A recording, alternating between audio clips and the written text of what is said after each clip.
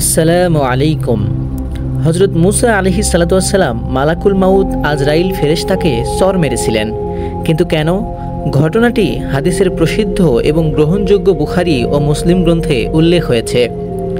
হজরত আবু হুরায়রা রাদিয়াল্লাহু তাআলা আনহু থেকে বর্ণিত, রাসূলুল্লাহ সাল্লাল্লাহু আলাইহি ওয়াসাল্লাম বলেন, আল্লাহ তাআলা একবার আজরাইল ফেরেশতাকে হজরত মুসা আলাইহিস সালাতু ওয়াসসালামের কাছে পাঠালেন।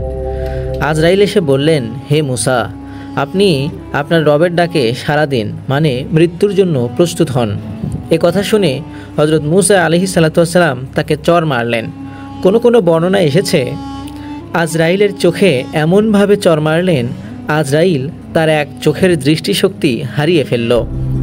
চর খেয়ে আজরাইল আল্লাহ তাআলার কাছে ফিরে গেলেন এবং মুসা আলাইহিস সালাতু ওয়াসসালামের আচরণের কথা জানালেন। সব কথা শুনে আল্লাহ তাআলা আজরাইল আলাইহিস সালাতু ওয়াসসালামের দৃষ্টিশক্তি ঠিক করে দিয়ে বললেন, তুমি পুনরায় তার কাছে যাও এবং বলো, আপনি যদি জীবিত থাকতে চান তাহলে একটি ষাঁড় গরুর পিঠের উপর হাত রাখুন। তারপর আপনার হাতের নিচে যে পরিমাণ চুল থাকবে, প্রত্যেকটি চুলের বিনিময়ে আল্লাহ তাআলা আপনাকে 1 বছর আয়ু দান করবেন। আজরাইল আলাইহিস সালাতু ওয়াসসালাম এমনটাই করলেন। পুনরায় হজরত মুসা আলাইহিস সালাতু ওয়াসসালামের কাছে গেলেন এবং আল্লাহ তাআলার নির্দেশ মতো কথাগুলো বললেন। আজরাইলের কথা শুনে মুসা আলাইহিস সালাতু ওয়াসসালাম জানতে চাইলেন, এরপর কি হবে? মালাকুল মাউত বললেন, এরপর আপনাকে মৃত্যুবরণ করতেই হবে। এ কথা শুনে হজরত মুসা আলাইহিস সালাতু ওয়াসসালাম আল্লাহর কাছে প্রার্থনা করে বললেন, হে আমার প্রতিপালক, তাহলে এখনই আমাকে এই পবিত্র ভূমিতে মৃত্যুদান করুন। রাসূলুল্লাহ সাল্লাল্লাহু আলাইহি ওয়াসাল্লাম অতঃপর বললেন, যদি আমি সেই পবিত্র ভূমিতে থাকতাম তাহলে তোমাদের হজরত মুসা আলাইহিস সালাতু ওয়াসসালামের সমাধি দেখাতাম। হাদিস বুখারী। হজরত মুসা আলাইহিস সালাতু ওয়াসসালাম আজরাইলকে কেন চর মেরেছিলেন, এমন প্রশ্নের উত্তরে ঐতিহাসিকগণ থেকে দুটি ব্যাখ্যা পাওয়া যায়।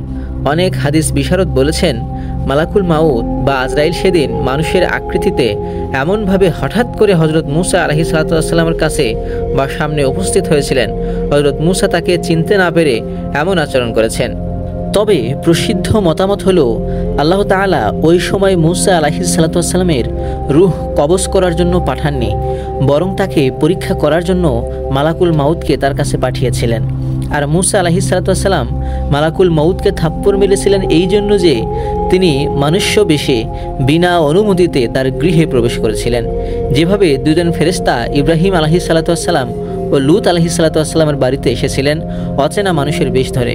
ফলে ইব্রাহিম আলাইহিস সালাতু ওয়াসসালাম তাদের আপ্যায়নের জন্য বাছুরের ভুনা গোশত নিয়ে এসেছিলেন, আর লূত আলাইহিস সালাতু ওয়াসসালাম তাদের উপর নিজের সমকামী সম্প্রদায়ের হাতে ইজ্জত হারানোর ভয় পেয়েছিলেন।